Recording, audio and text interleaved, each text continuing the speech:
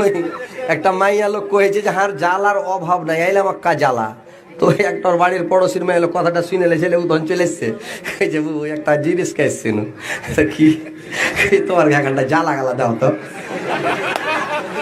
তো কি করবে, একটা জ্বালা মানে ভূষা খাওয়ার লেগে আসছে, মানে মালদাতে জ্বালাতে করে ভূষা হয় তো। তো ও কইছে একটা জ্বালা গালা লি তুমি বাবু।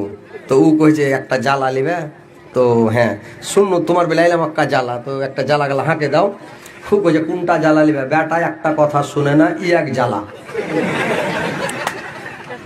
বহু ভালো করে তরকারি রান্নে না, তেল বেশি করে দিয়া তেল ওড়িয়ে দিচ্ছে 200 টাকা কিলো তেল, ই এক জ্বালা।